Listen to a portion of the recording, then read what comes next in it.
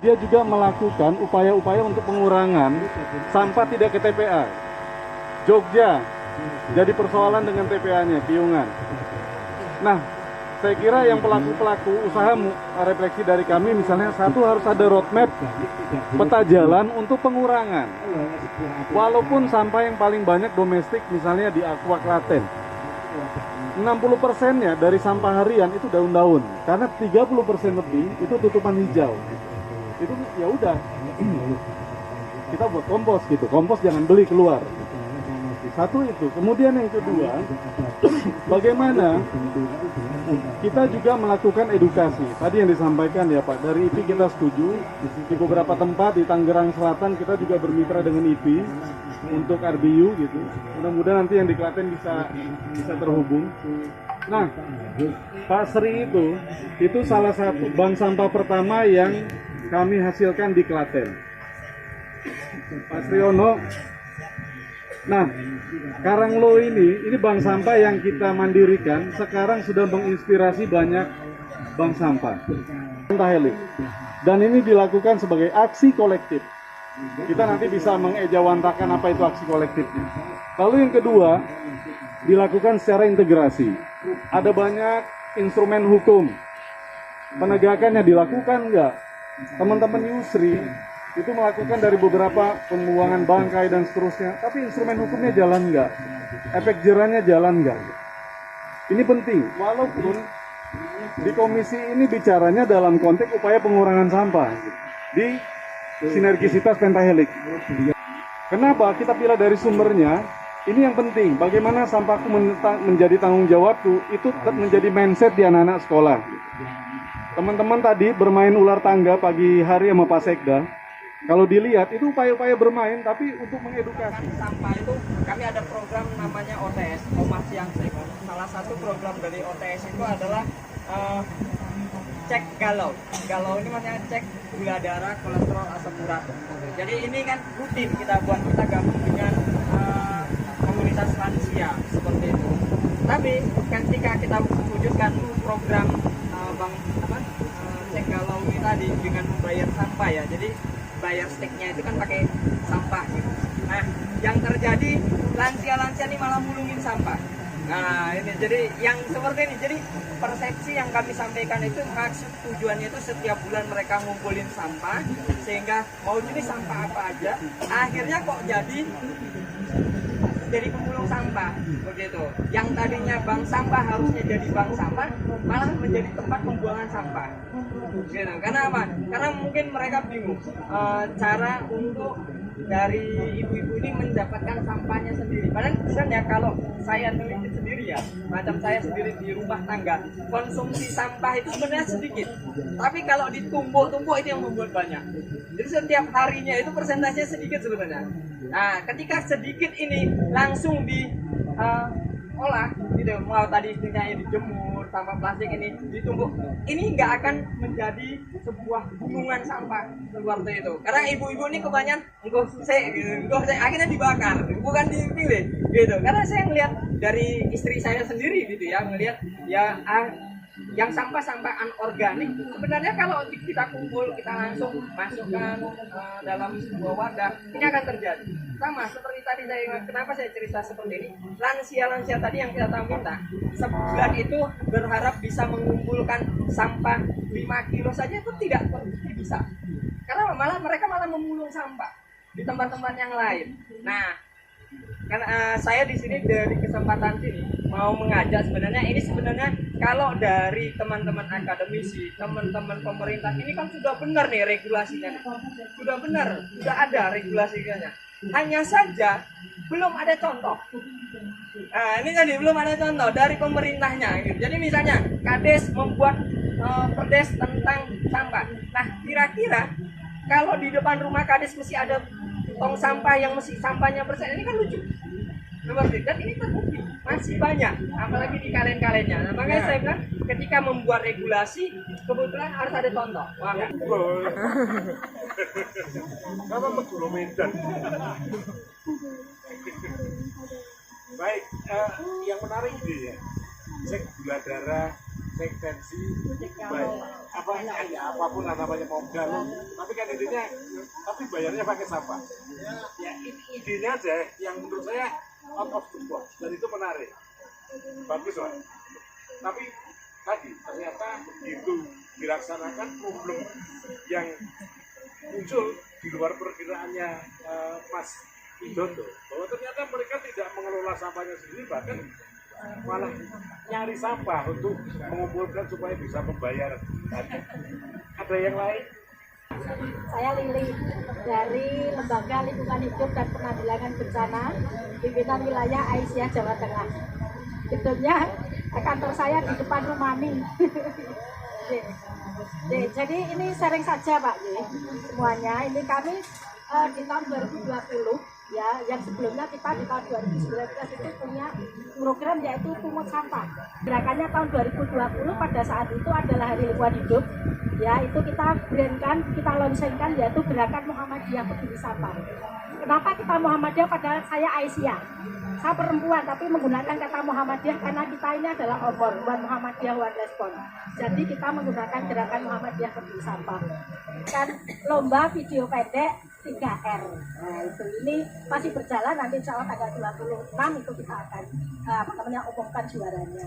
Mungkin itu ya, jadi insya Allah Aisyah sudah kita advokasi, bahkan kita juga sudah melatih pembuatan komposter sendiri Pak dari skala rumah tangga. Jadi kita kasih komposter itu, kemudian ada beberapa dari hasil atau residu dari makanan atau dari sayuran itu kita masukkan di tong sampah.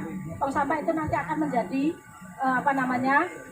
kompos padat. Kemudian ada juga kita juga melatih untuk pembuatan EE yang khusus dari buah itu dan bisa kita gunakan untuk semprot tanaman dan itu akan membuat kita subur. Terima kasih. Buat memberikan apresiasi kepada tindakan-tindakan dalam rangka upaya pengurangan sampah. Artinya ini ada berbagai cara. Tadi dengan cara yang tidak pada umumnya.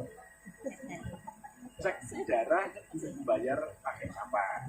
Ya kan, ini kalau di Solo itu ada namanya Mas Mayor Republik ini selalu bikin sesuatu yang di luar tadi Prof, seperti yang dengan sampaikan tadi, out of the box. Jadi di luar, bukan di luar kemampuan, tapi mencoba membuat terobosan yang sekiranya bisa mendorong dan menarik minat banyak orang. Nah, Mandiri. Oke, mau mandiri, mau merdeka, pengertiannya nanti kita rumuskan. Menggunakan kata yang apa nanti kami akan mencoba merumuskannya. Tetapi intinya begini, Mas Ahmad, Mas Budi, untuk bisa mandiri sampah itu apa persyaratannya? Tadi sebenarnya belum memberikan urutan secara lebih spesifik. Monggo silakan Mas. Ini kontribusi kuncinya terhadap oke. Jadi saya berbagi Prof tadi juga meluruskan bahwasanya program ini memang tidak serta-merta dari komunitas, tapi dari pemerintah daerah kaitan dengan keseriusannya di Kabupaten Tegal karena sempat dibilang sebagai darurat sampah atau tsunami sampah, TK-nya penduduk. Jadi ada program desa merdeka sampah yang dulunya daerah memberikan tosa atau yang roda 3 bantuan itu sekarang dimasukkan ke desa dengan persyaratan. Salah satunya adalah desa yang berkomitmen tentang pengelolaan sampahnya secara mandiri dan memberikan komitmen anggaran dana desa. Persyaratannya apa? Untuk bisa menjadi desa mandiri sampah, persyaratannya apa? Nah, yaitu dengan ada suatu cita-cita ataupun dari penganggaran dana desa itu mempunyai TPS 3R di setiap desanya. Karena sampai saat ini banyak TPS-TPS di desa di Kabupaten Tegal sudah mulai ditutup. Karena TPS-nya itu satu tidak sesuai dengan rekomendasi daerah karena di pinggir jalan besar. Akhirnya adalah tumpukan sampah saja. Dan tidak ada bentuk mandiri sampah ini satu komitmen desa yang jelas. Ada perdesnya, ada komitmen desa, sehingga adanya dana bantuan dari pemerintah yang 100 juta itu dengan komitmen desanya dan ada perdesnya. Satu lagi juga dari pengelolaan sampah ataupun adanya bank sampah itu dengan cara kumpul, angkut, timbun harus berubah menjadi 3L tadi. Jadi yang pertama adalah mengurangi di lalu ngadu, yang ketiga adalah olah. Pergeseran paradigma atau cara berpikir, ya, tidak lagi kumpul angkot timbul, kumpul angkot timbul, Pak. Ya, kan selama ini kan begitu. Nah, harus kita geser menjadi mengurangi ngadu olah. Itu yang pertama, bahwa pengelolaan sampah mulai dari pemerintah. Jadi kalau kita mau bicara tentang persampahan, jika kita TPA bisa nol atau tidak ada lagi TPA lingkungan kita, maka harus selesai pada level desa. Kemudian ada beberapa prasyarat tadi, harus ada sejumlah atau seperangkat gagasan dan tindakan yang lebih konkret bagaimana pengelola sampah tadi, mulai dengan pendekatan teknologinya, melalui dengan pendekatan tindakan-tindakan yang lebih mengolah sampah menjadi rupiah. Tadi yang Prof. Atman sampaikan tadi, dalam konteks pentahelik, setiap stakeholder, setiap kelompok kepentingan memiliki tanggung jawab yang berbeda-beda. Bahwa kalau komunitas membangun kesadaran, melahirkan budaya baru kelola sampah, itu bagian kerja-kerja komunitas. Sekali lagi, apakah teman-teman sepakat? Oke, kalau sepakat, beri kepercayaan kepada kami. Nanti malam kami masih akan coba bekerja merumuskan ini bersama Prof. Ratma. Jangan lupa kopinya, Prof. Nanti mengerjakan. Kami akan merumuskan besok. Kami masih berharap kehadiran perawan pendengar semua untuk mendengarkan hasil dari kerja kolektif kita pada sore hari ini.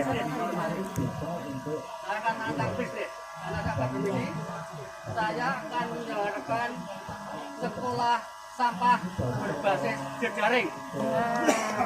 Dosennya siapa? Panjenengan. Saya hanya ngesui. Saya ingin belajar bagaimana manajemen dari pemulung, manajemen dari Merdeka Sampah. Itu yang akan kita kolektif untuk kita membangun pengetahuan baru. Setuju enggak? Sangat bisnis yang saya akan lakukan. Tentu nanti swasta juga harus mengajarkan apa yang mau dikontribusikan. Nah, pemerintah juga akan jadi guru-guru kami. Apa yang akan disampaikan. Oke, pemerintah nggak punya dana, nggak masalah. Karena COVID refocusing.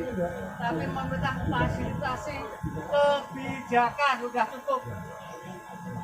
Nah, itu kebijakan sudah cukup untuk melindungi teman-teman. Ya, itu yang saya punya banyak pemulung di desa kami. Kita kasih seragam, kita kasih nama pemulung adalah direktur pemulung. Harusnya ini take over by unit governance.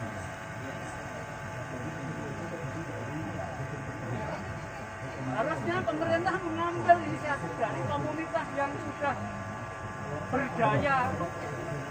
Ide kreatifnya pemerintah malah nggak punya. Nggak punya. Tadi apa? Ikatan. Nah, apa ada itu dari perintah presiden, perintah dinas, nggak ada. Saya pun juga kaget. Seorang guru besar, ini juga guru besar ini.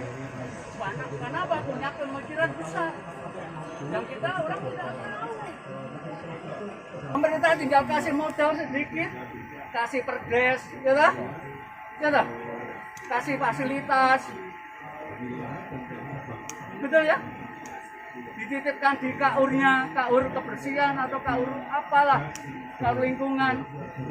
Udah jadi. Dari LH mana? Dari LH? OPD? OPD pemerintah? Kenapa nggak ada suaranya ya?